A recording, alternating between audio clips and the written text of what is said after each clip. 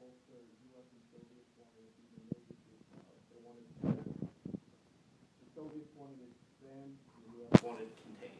They wanted to contain the Soviets and communism. Instead of the two countries taking one and moving it up, and one being under the other, they fought over who was going to be the major superpower in the world. And as we know, that didn't happen. And the U.S. and Soviets fought for over 40, or almost 40 years. Nuclear power.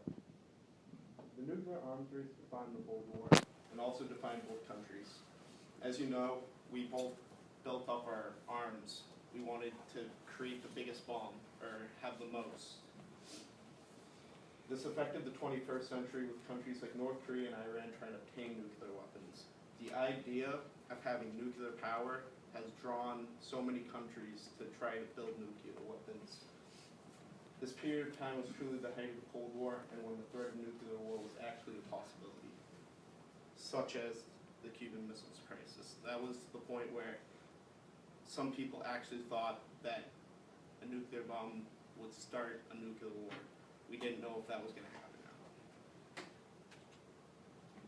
During the Cold War, the United States had over 8,000 ICBMs, intercontinental ballistic missiles, and 4,000 planes that could carry these bombs.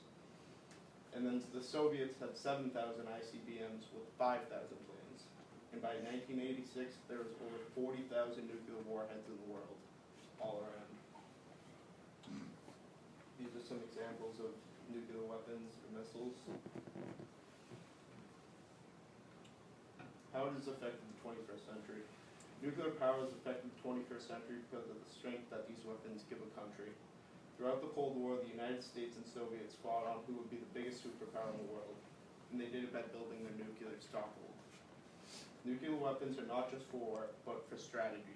If you have nuclear power, you have power around the world, and you can strategize against different countries and get different things because you have that power. And that leads to North Korea.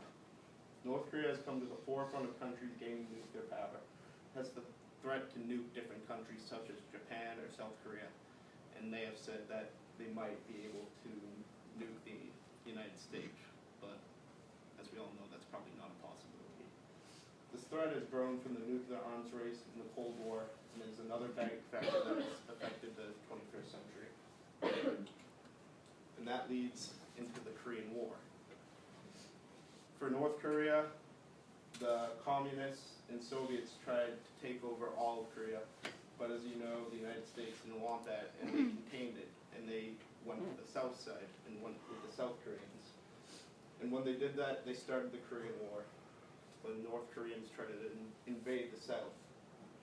Battles continued to move the borderline up and down the countryside, and really, both countries wanted to unify again. They wanted to be one whole Korea, but the one thing was they wanted their own government. The North Koreans wanted their government, and the South wanted theirs.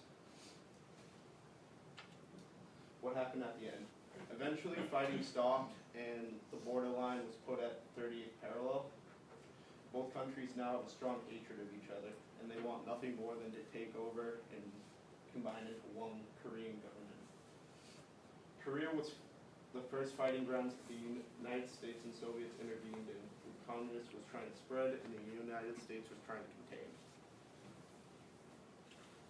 How it's affected the 21st century.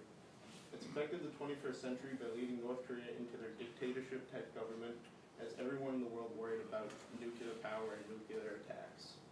The war has also affected the United States because since North Korea is so unstable, we're stationing soldiers over in South, and it's pretty much a standoff between North and South Korea right now.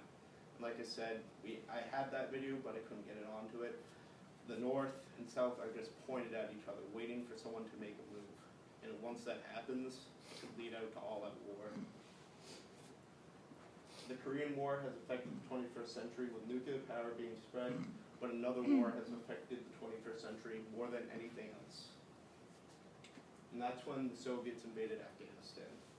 The Soviets invaded Afghanistan trying to take over the government, but Muslim extremists did not want this to happen because it would affect their religion.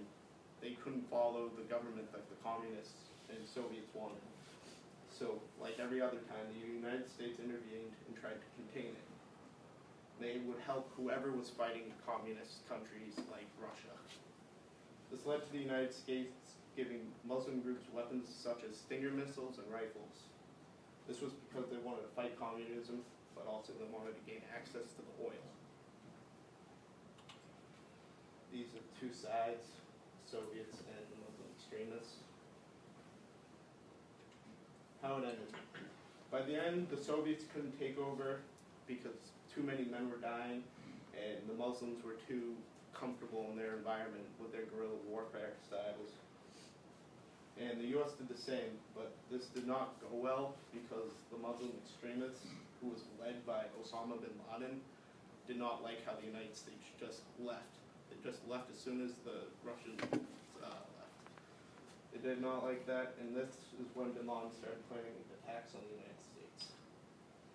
How it's affected the 21st century. As you all know, on September 11th, bin Laden sent men to divert planes from different airports and attacked the United States. As you know, 2 planes hit the World Trade Centers, 1 hit the Pentagon, and 1 was taken down into a Pennsylvania field. By the end of the day, over 3,000 innocent people died and changed the world forever.